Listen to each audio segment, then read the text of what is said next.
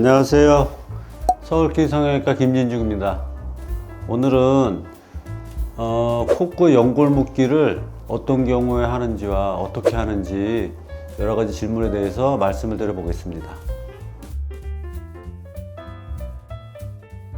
네, 그래서 보면은 코끝이 이렇게 날개 연골이 양쪽으로 두 개가 생겨져 있는데 여기 잘 모여져 있으면은 이런 식으로 잘 모아져 있으면은 비율이 잘 알맞게 돼 있는데 이 날개 연골이 너무 벌어져 있는 경우에 너무 복코처럼 보이는 경우에 이 연골 묶기 수술을 할 수 있습니다. 코끝의 구조를 보면 코뼈가 있고 코의 연골이 있고 콧등을 받쳐주는 비중기 연골이 가운데 이렇게 있습니다. 그래서 이게 콧등 부분이고요. 코끝은 코끝의 날개 연골이라는 연골이 두 개가 양쪽으로 콧구멍을 만들면서 두 개가 있는데요.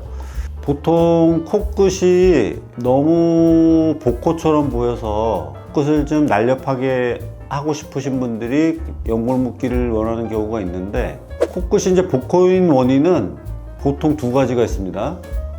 복코, 이렇게 날개 연골이 넓어서 복코처럼 보이는 경우가 있고요. 그리고 날개 연골은 윤곽이 잘 드러나 보이지 않는데 피부가 두껍고 코가 낮아서 복코처럼 보이는 경우 두 가지가 있습니다. 그러니까 이런 경우에는 연골 묶기만으로는 효과가 별로 없고요. 이렇게 날개 연골 자체가 크고 벌어져 있어서 복코처럼 보이는 경우는 연골 묶기가 효과가 있습니다. 연골 묶기는 이제 이렇게 코끝에 연골이 이렇게 생겨 있고 여기 이렇게 생겨 있는데 이렇게 보면 이렇게 돼 있는 거죠. 이렇게. 근데 이제 이 연골이 너무 이렇게 불룩하고 여기도 불룩하고 그 다음에 이 사이가 이렇게 벌어져 있으니까 복코처럼 보이는데요.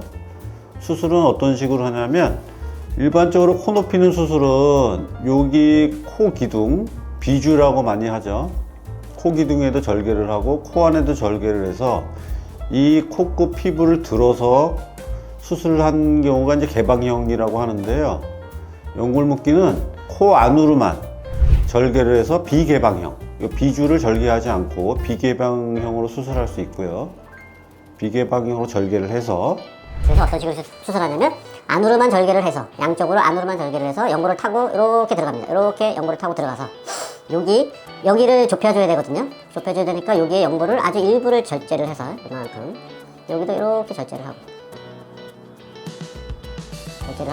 이 절제된 연골은 여기다 살짝 이식을 해줄 수 있습니다. 이런 식으로 이렇게 이식을 해주고요. 그 다음에 여기를 이제 좁혀줘야 되기 때문에 이렇게 이런 식으로 묶어주죠.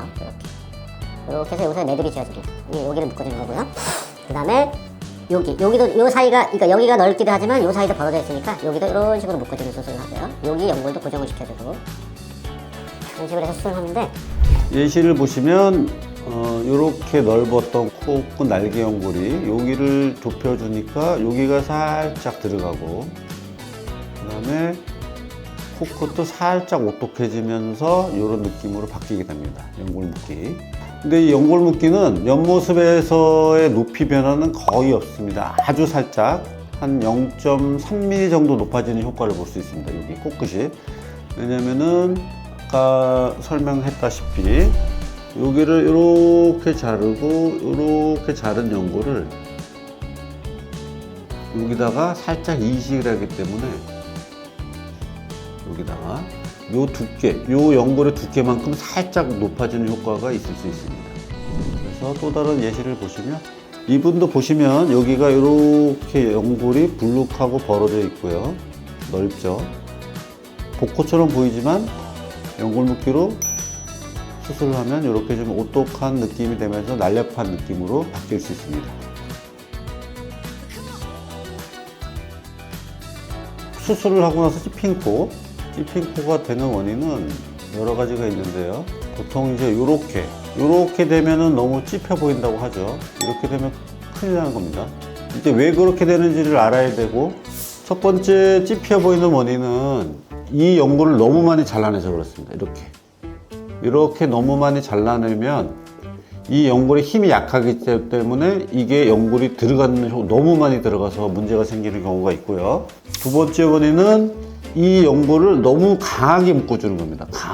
강하게 묶어줘서 여기를 너무 강하게 묶어주면 여기를 묶어주는 건데요. 여기 연골이 여기 부분인데 이거를 너무 강하게 묶어주면 여기가 너무 들어가서 찝혀 보이는 원인, 두 번째 원인이 있고요.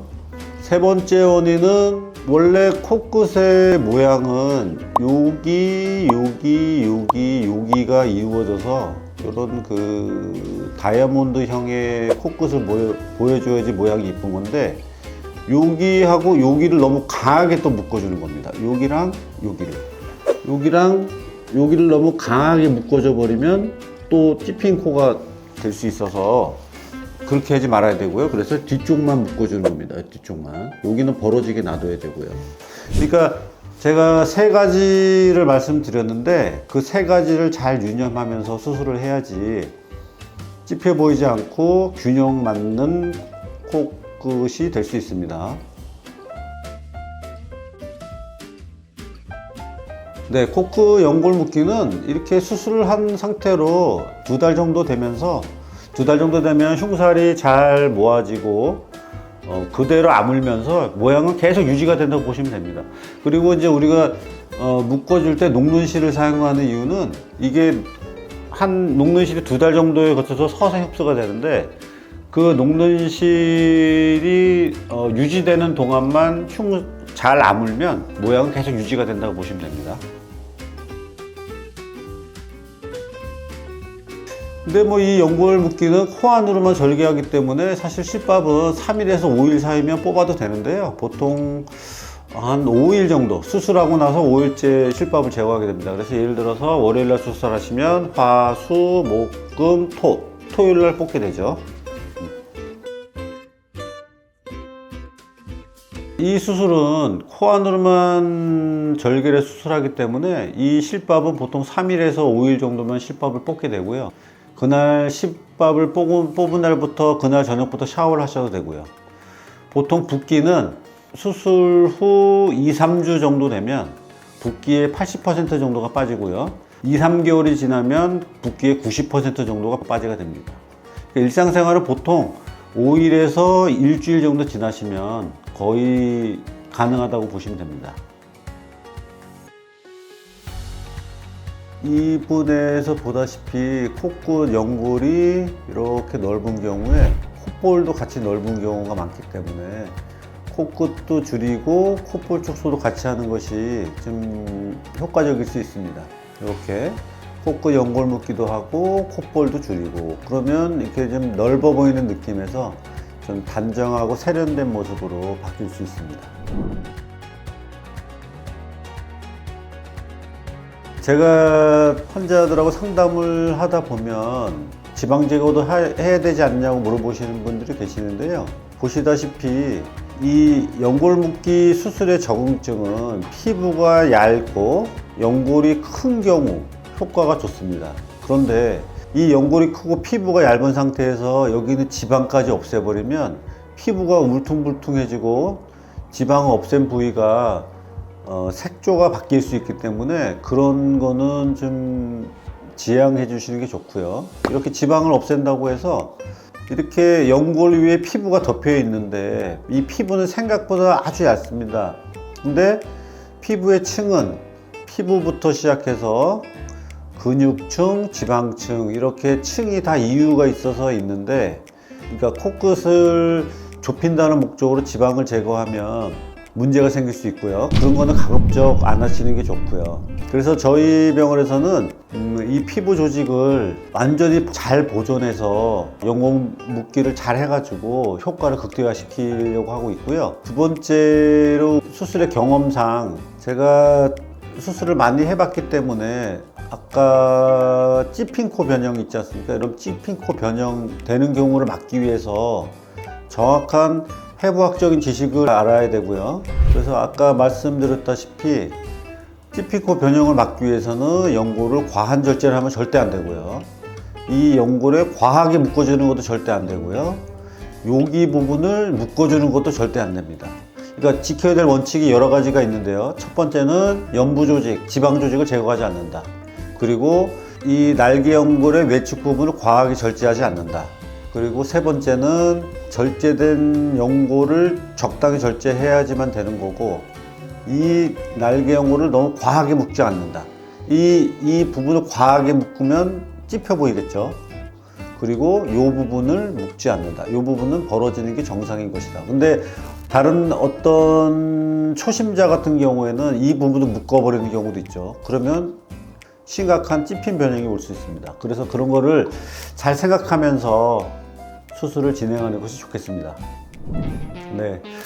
연골 묶기는 뭐 반복해서 말씀드리지만은 일단은 연골이 넓고 피부가 얇으신데 복호처럼 보이는 분들한테 효과가 있는 거고요.